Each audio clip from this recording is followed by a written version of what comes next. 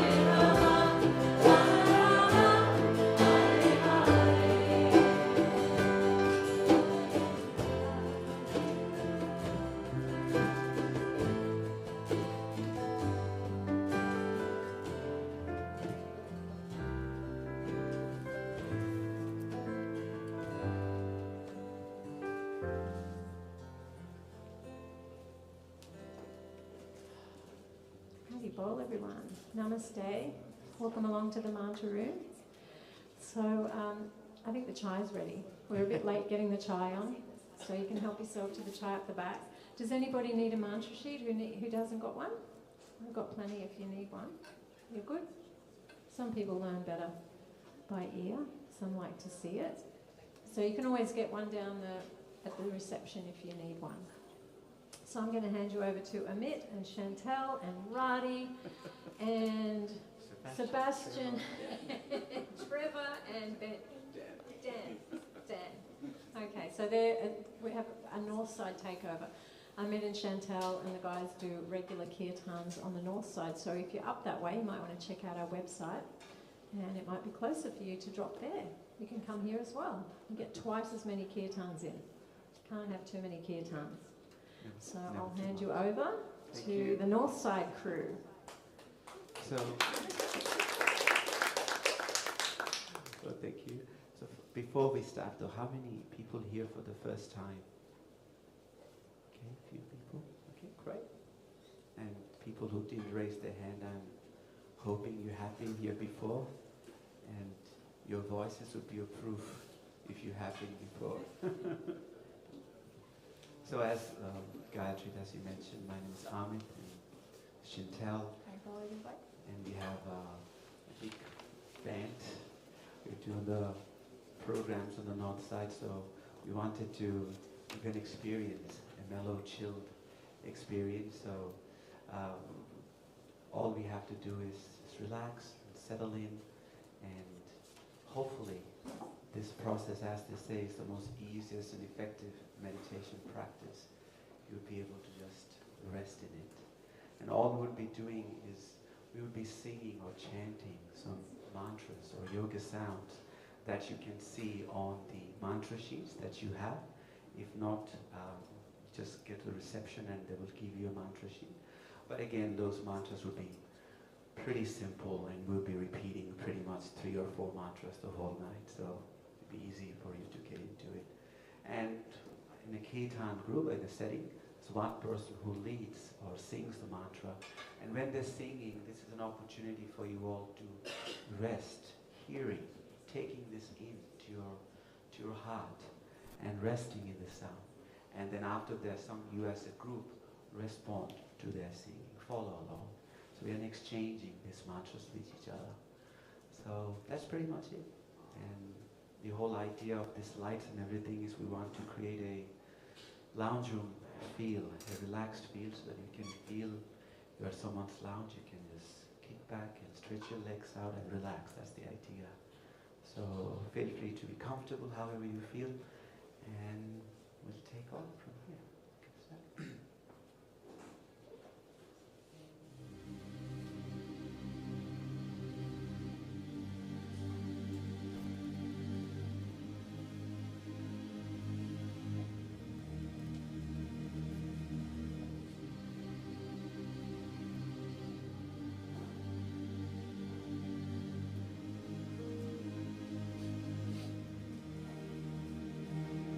Chaitanya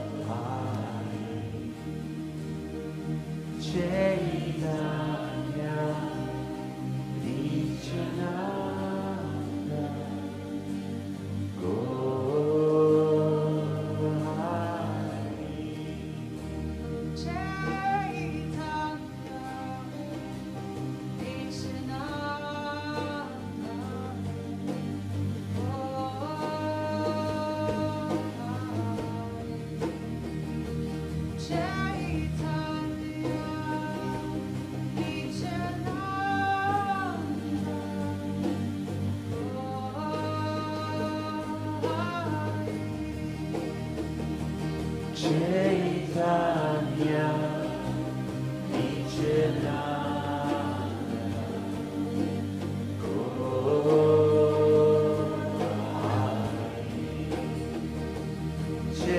Chaitanya, Nichana,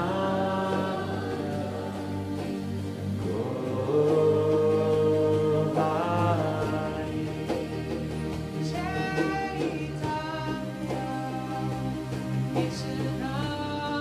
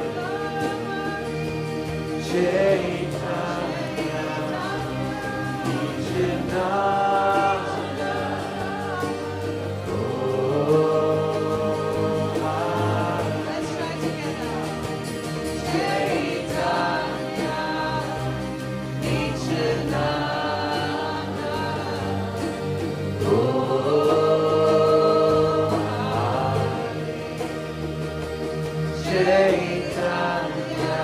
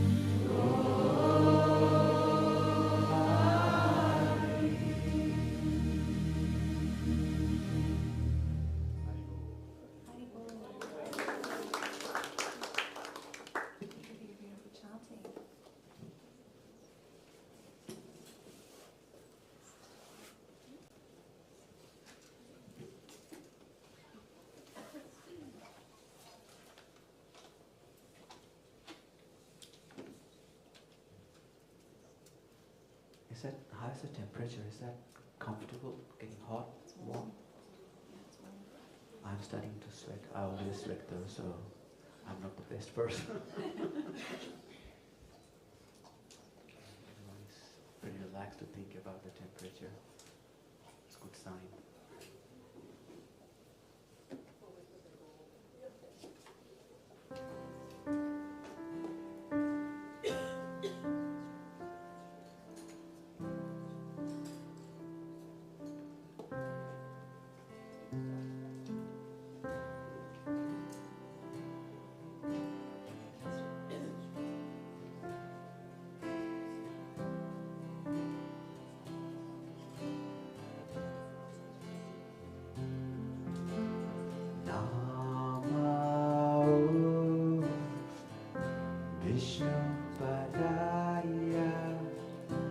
Krishna Prastaya Putane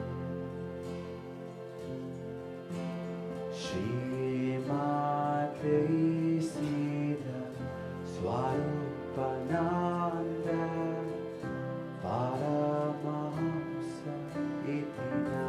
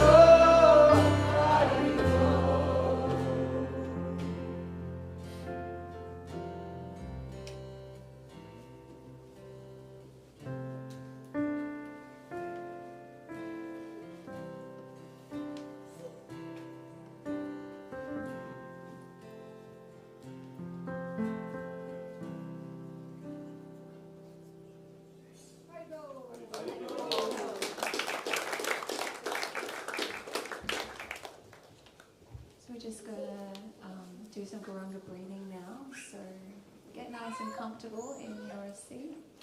Don't have to be super stiff or upright, just a nice open chest is encouraged, just so we can fully access the full capacity of our lungs and invite all that fresh oxygen in.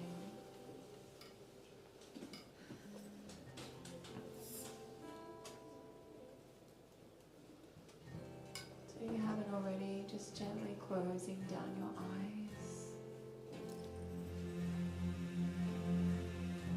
Start to soften the muscles all around your face. Relax your shoulders away from your ears. And just start to soften your hips in towards the seat that you're in.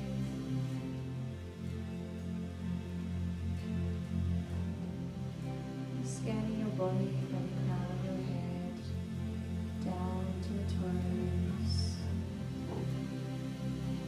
Just noticing any tension that you're holding in your body. Just allow all that tension just to melt away with every outgoing breath.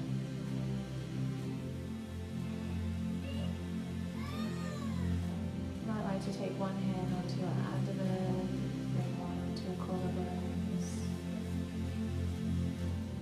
Help create awareness of the full capacity of the breath that we're trying to access. Try to breathe in through our nose, directing the breath down to the abdomen. Abdomen expands out like a balloon. And draw that breath up through the ribcage area, middle portion of the lungs. Ribcage draws away from the spine. And allow that breath to continue to rise to the upper portion of the lungs, the collarbones and rise. And just soften the chest and allow the breath to empty from the upper back down through the middle, and then ending in the base of the lungs, drawing the navel back towards the spine. Just taking a little pause. Starting the cycle again. This is your invitation just to really slow that breath down. We don't need to bring that go-go energy of our everyday life into this practice. It's just an opportunity to really just turn down the gears.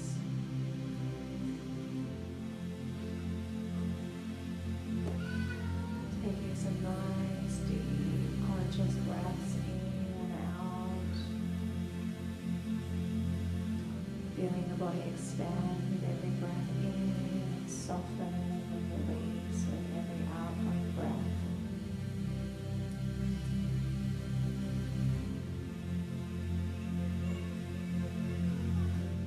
This is a tool that we have access to all the time, breath. Wonderful free meditation technique is helping us to just withdraw and disconnect with it a bit.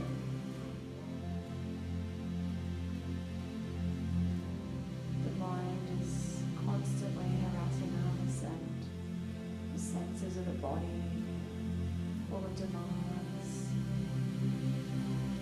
But we can be that silent witness within, just witnessing and observing.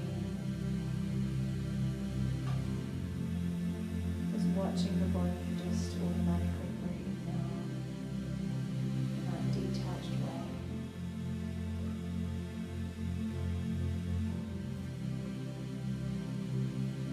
And to truly help us cultivate greater awareness, we need a purifying agent.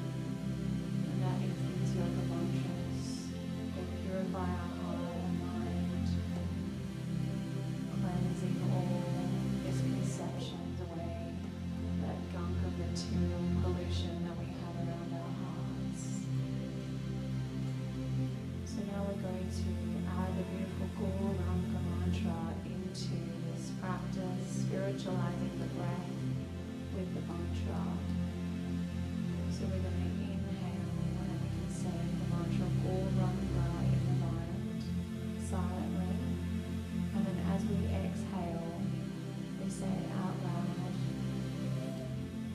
broken up into 4 syllables. Go, ra, anga.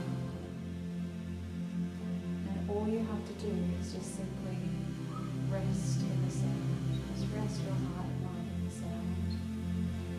Just like a baby rests in its mother's arms, fully secure and confident.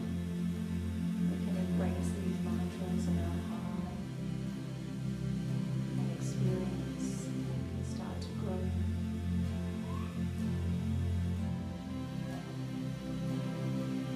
So we're going to take 2 breaths in unison together. And then on the second exhalation, that's when we're going to add the mantra. So let's breathe in.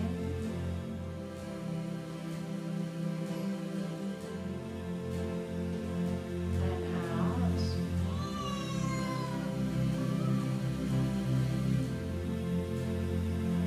Inhale.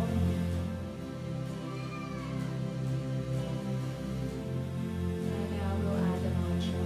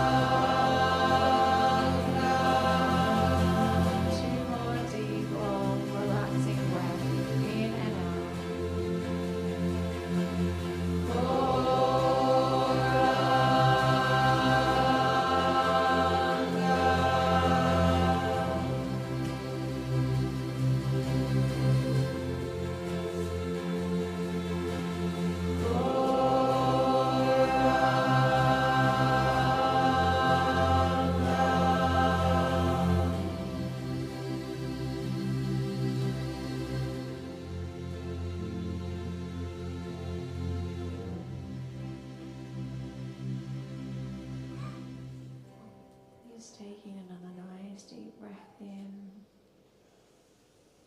feeling the influence of that mantra in the mind still.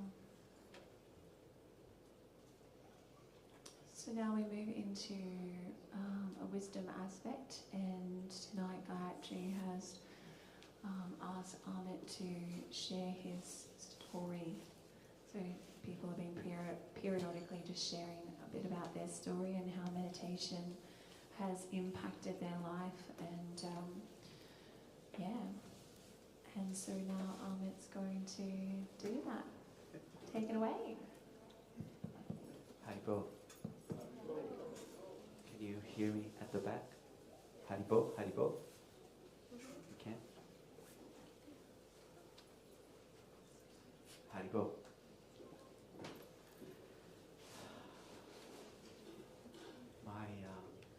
Before I share what I've learned from this process, I would just like to offer my deep gratitude and respects to my spiritual teacher. Actually, without his timeless mercy and his efforts, tireless efforts, I mean, I would have no clue what I'm doing. So,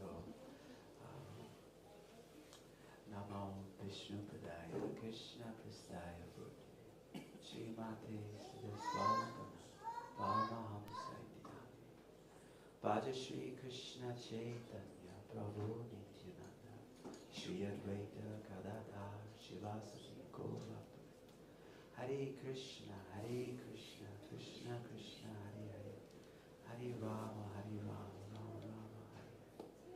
And my respects to you all. Thank you for coming. So, Gajadasi asked me to share what I have learned from this practice. Of course, been practicing for over, dawned upon me actually, it's been 15 years. I feel like so much far to go.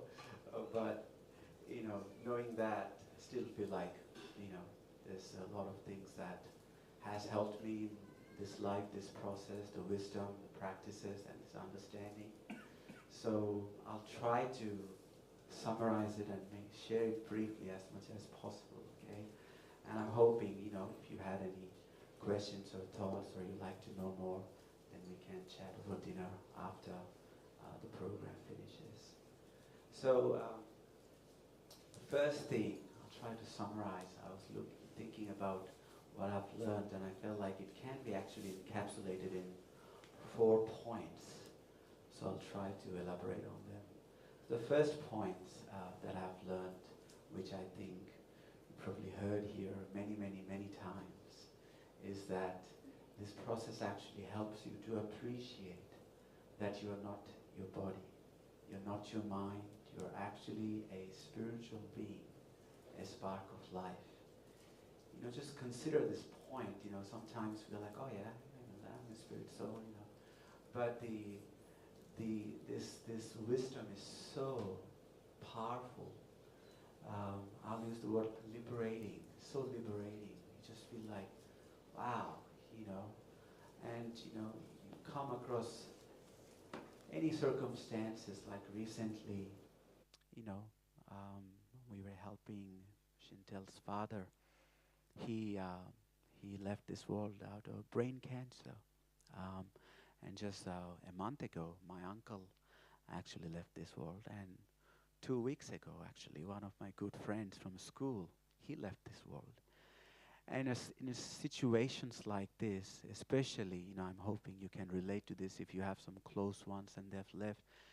It's a very confronting situation. You don't know what to say, how to act, how to talk, how to behave, how to take it.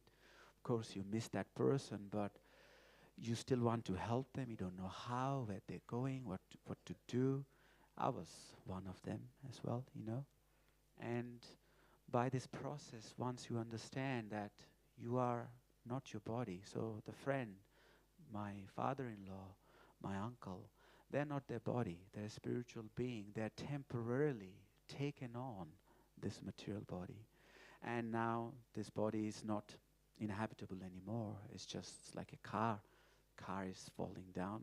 You can't drive it no more, So you got to go and you take on another body. And so you can still help that person. You can still know that, yes, this person exists. He's just leaving this body behind. He's taking on another body.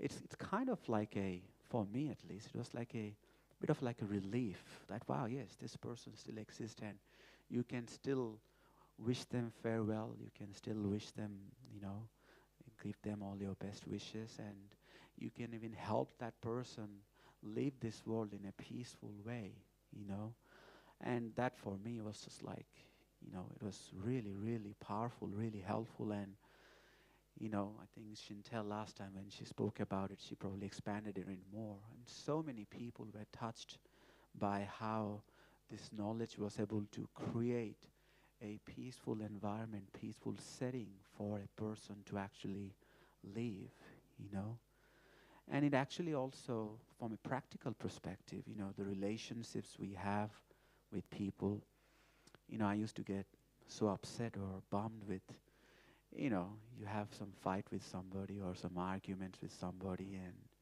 you kind of hold on to them. And I have seen people that don't talk for years and years because they had some argument when they got drunk. And when you actually know that you are not your body, you're going to go one day, and that person is temporarily come, and, due to nature's arrangement, we are just together, we are spending some time. You actually start to see things from a bit of a bird eye view, right? You actually start to prioritize what is actually important, what is not. Is it really something, this arguments, this misunderstanding, this fights, is that really something to hold on to, or can we just let it go? Can we just forgive and still live harmoniously in a peaceful way? Because time is short, you got to go, that person has got to go. Just have the best experience you can and help each other to, create nice memories, do some positive activities, even better if you have some spiritual activities. And, you actually feel a lot more at peace. So that was a big, big step in learning. And practically I can see that, I use that knowledge, that appreciation. Of course, you grow deeper in this appreciation. It becomes more and more real to you as year passes by. I've seen people who have been chanting and following this process for 40, 50 years. You can really see they know it for 100% that they're not body. They actually act on that. When they talk to you, they're actually talking to you, the spirit soul within the body. They're not relating to you based on how you look, how you talk, how you, where you're from, which nationality, which gender, and etc., all the labels, right? So that was one big part. Then the second part that related to that a little bit, then, okay, if I'm a spiritual being, what's my end goal? Where is this going? What is the best way to live life? I have, 60, 70 years or something, if I'm lucky, to live. What do I actually do? And then, the more you follow this process, you actually come to understand that this process is not just a technique for a peaceful mind or a calm mind, or, you feel some happiness within. That is true. But there's so much more to it. It's actually a relationship. A relationship, you, the spirit soul, Atma in the yoga system, you are having this relationship with the Supreme Soul or the Supreme Person. So that was a big, I would say, again, a very comforting understanding, comforting, that that you're not alone. You actually have, a person that loves you unconditionally. And of course, you learn more about the Supreme Person. We always say God or Supreme Person, and the beginning it's like a mystery. We don't know who He is and what's that all about. It feels like, a bit too, out there. But the more you follow this process, it becomes a reality. You actually come to understand that God, the Supreme Person, is actually a person, and you are actually part and parcel or child of the Supreme Person. Just as Jesus Christ puts it in Christianity, He's the Father, we are His children. And so in the yoga system, the same idea is shared, that there is one God. He has many names, and based on the spiritual tradition or the religion you follow, you have a name or you have a certain relationship. Whereas in our system, in the yoga system, we can actually have a relationship with God. I would use the name Krishna, which is more appropriate because it means one who is all attractive, all powerful, all beautiful, all kind, all merciful, all strong, all knowledgeous, all renunciate. Everything is contained in Krishna. So you can actually have a relationship with Krishna as your best friend, as your dearmost friend, as your lover, as your beloved. And once you know that, it's like, wow, this is amazing, Like I came across meditation. I started because I came from a broken heart, like I had a girlfriend and she ditched me, and we won't go into that details. My daughter Radhi would be like, Papa, not again. I've heard that story many times, But the point what I got from it was I realized I was little intelligent to understand. I don't want to go through this again, where I place my heart on another person and I try my best to keep that relationship together, and it doesn't work. For some reason, they leave. And you have this broken heart and you feel miserable. No amount of good food or money or holiday doesn't work. It really hurts and you feel like so empty. And I wonder, wow. And I was kind of early 20s then, and my friends were like, come on, you can have a girlfriend again. I mean, it's not a big deal. I had 3 girlfriends. Look at me. But I'm like, I don't want to go through that again, where you place your heart on another person and then again that person leaves you, or you kind of start to understand how your happiness is dependent on another individual. And even if you have the most successful, happy relationship, they eventually have to go anyway one day. You may be until 70 or 75 or 80, okay, 85, and they still got to go, And I've seen, like, in our relationship, I have friends, and, they have a very beautiful couple. They have been together for a long time, and one of the person has dementia, and she doesn't remember her partner's name. I mean, how sad is that? And this person is just, like, broken-hearted, like, seeing, wow, this person is not even recognizing me anymore. But once you know that you can actually place your heart on Krishna, and He loves you unconditionally, He won't ever leave you. You would never have a broken heart. How wonderful is that?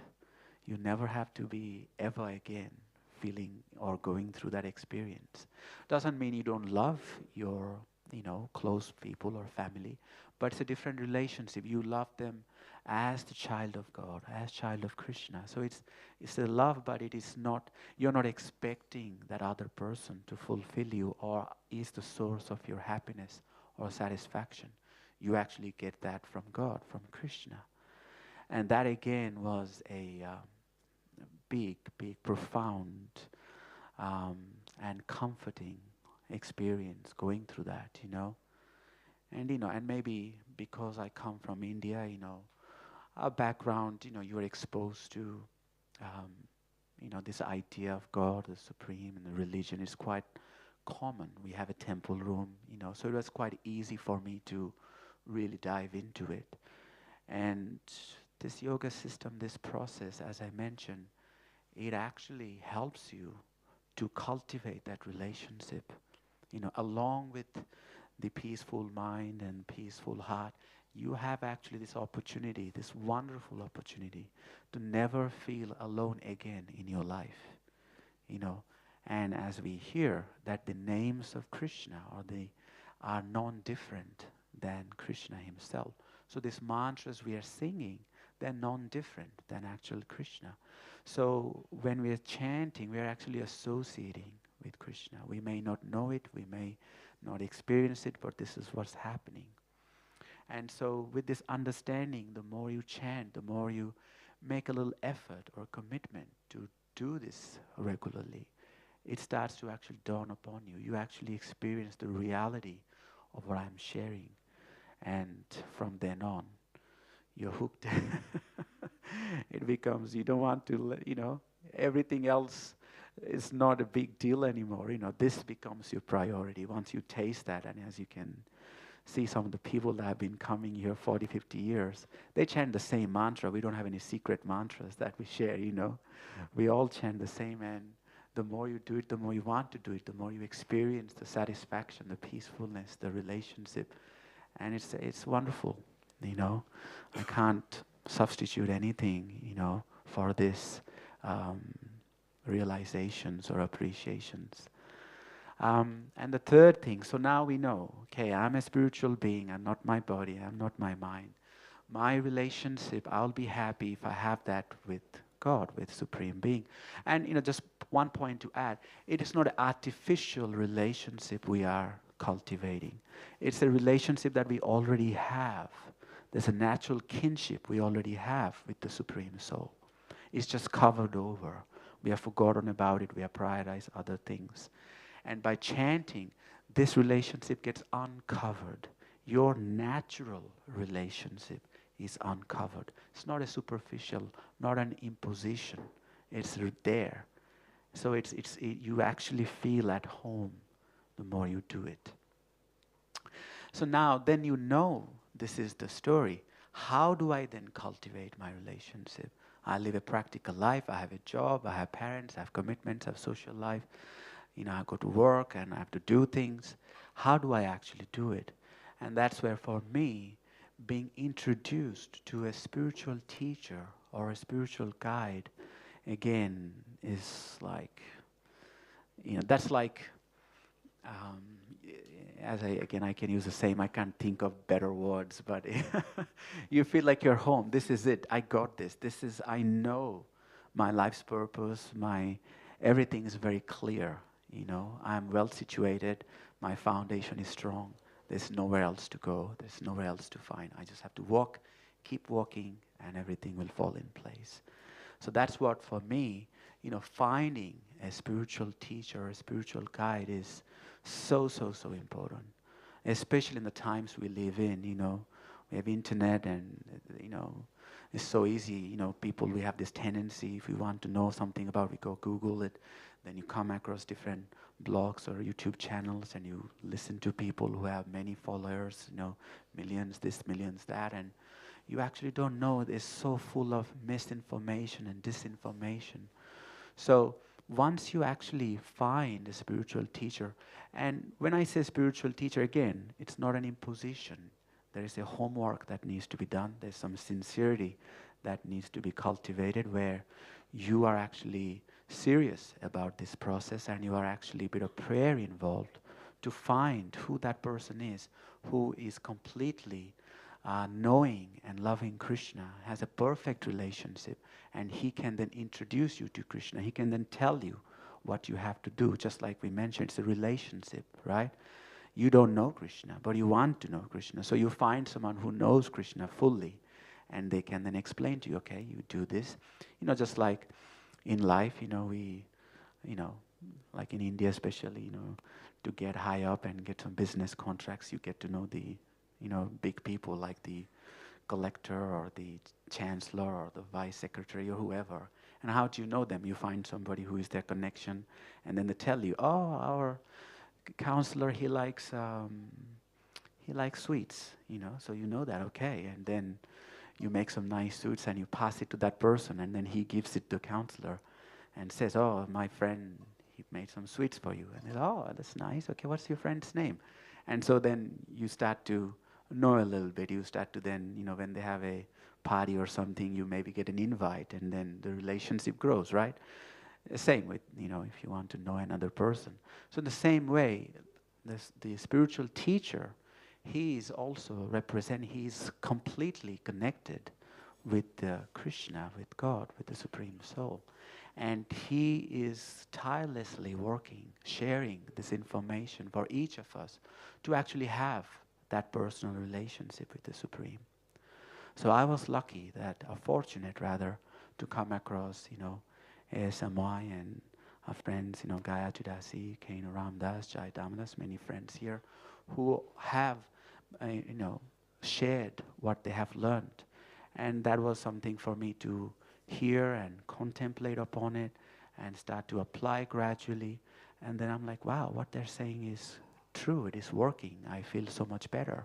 Like this message about chanting, coming together, practicing, it's actually coming from a spiritual teacher, right? He's encouraging us to open centers, share the holy names with people, create experience for them where everyone is comfortable and they can come together and chant and have this experience. It's amazing, isn't it? So then once I learned, I wanted to learn more. So then, Gayatri Dasi gave me, here are some books, here are some tapes. You can listen, you can read. So I started listening more, you know, understanding more, then applying a bit more. Then it went on. And after like 7, 8 years, or maybe a little more, by following, it dawned upon me one day that this person, he's actually not wanting anything from me. He's actually sharing with me a gift. And that was really heart touching. Coming from India, I have come from a background where you always are a bit skeptical about everything. Everything you do, you're like, what's the catch? I come here, okay, what's the catch? Okay, they're telling me to chant, okay. They're giving me food, okay. They're not asking anything. What's the catch, And after 10 years, I realized there's no catch. Just come and chant and have fun, And this person, our spiritual, he's not wanting anything. He just wants us to be happy by taking this process into our lives. And so naturally, my trust grew on that person. And it comes to a point where it dawns upon you that if I listen to this person and apply what he's saying in my life on a daily basis, practically, then I will actually be happy. I have nowhere else to search for information. I got the truth here. I don't have to read volumes of books or different things. Everything, what he's saying, I just have to follow, and it becomes quite easy. My spiritual life is actually quite easy.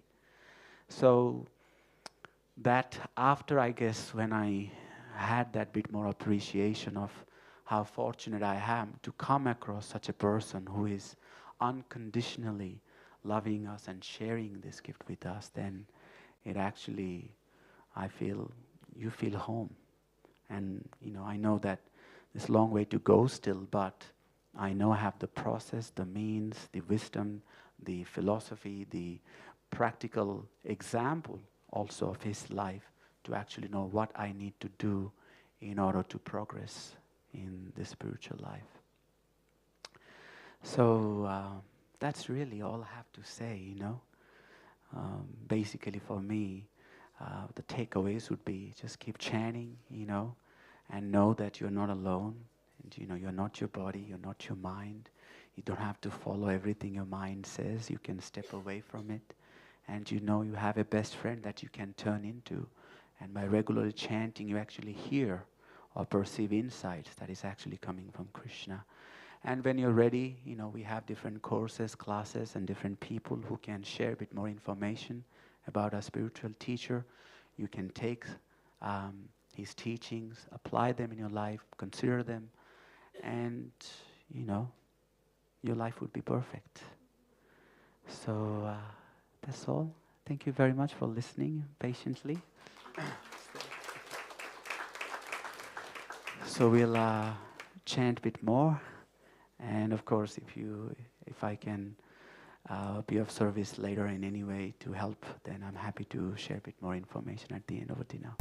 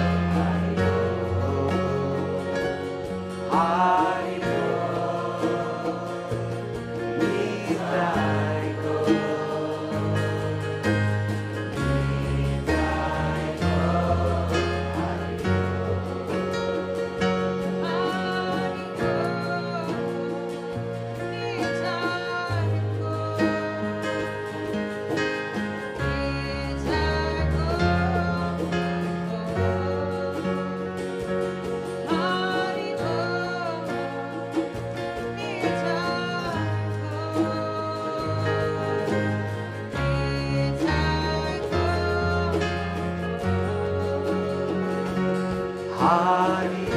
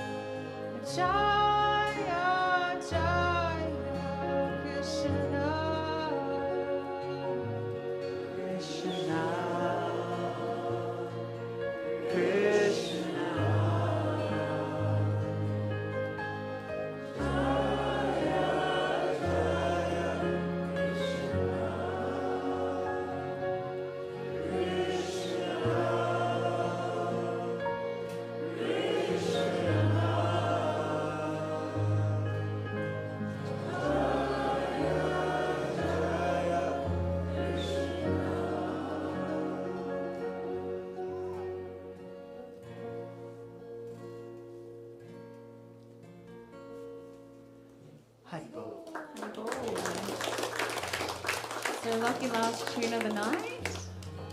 So can I request the people at the back who are dancing to come a bit forward? Is that okay? Because I feel like I'm gonna stand up too. I've been sitting, so, and this is gonna be a little bit upbeat. So if you like to dance, this is the place at the front.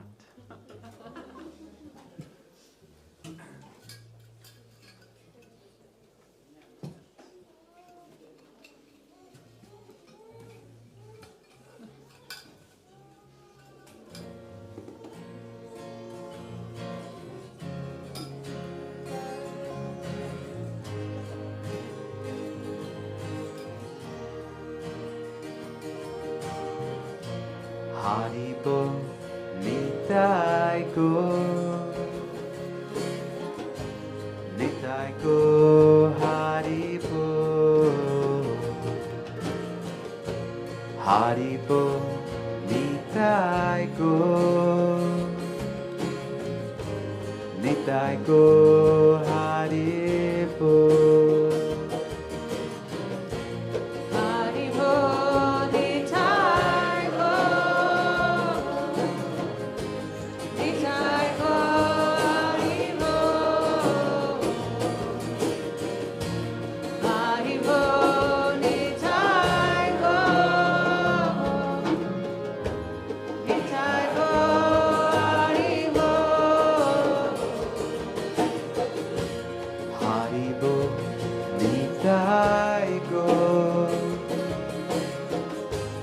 Nitai Go Haribo, Haribo Nitai Go, Nitai Go Haribo.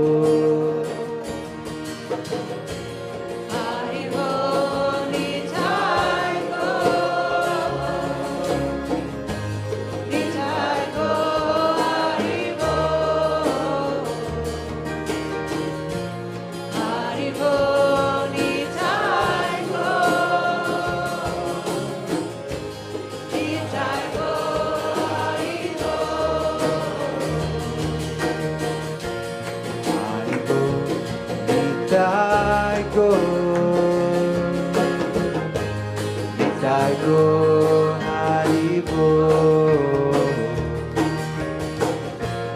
Haribo Nitai Go, Nitai Go Haribo.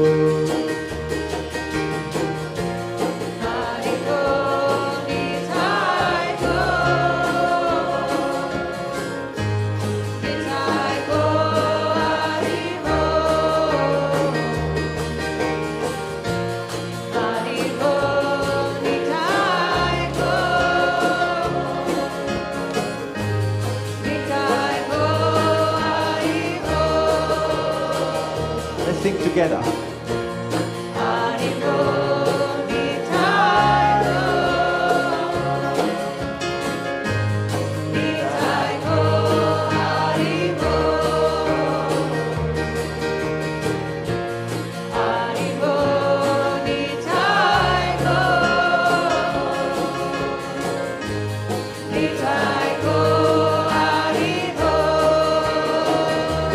Hare Krishna,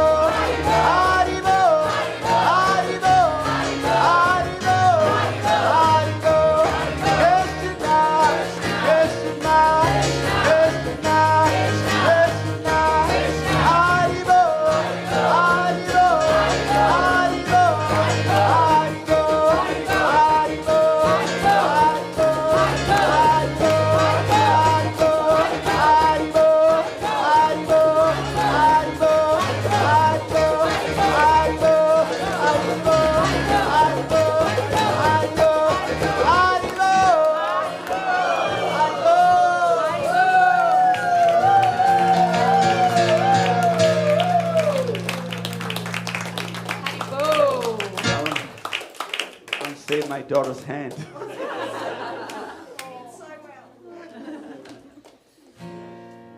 Well, that went fast. You can do it again on Wednesday, Friday, and Sunday. That's when the mantra room is open, so come and drop in. Thank you very much, everyone, for your beautiful chanting. It's always such a pleasure being a participant here every Sunday, and also just being able to, do this takeover. So thank you very much. We just want to offer our respects and gratitude to our spiritual teacher and the Supreme Soul. So feel free to join in if you like.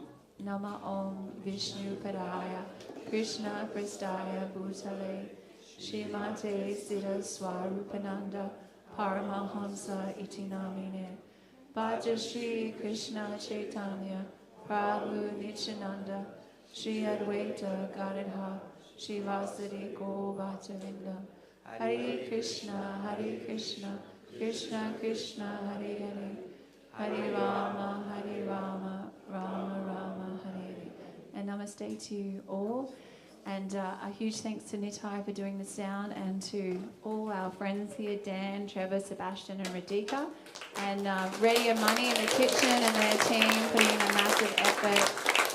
I have some announcements just before I forget.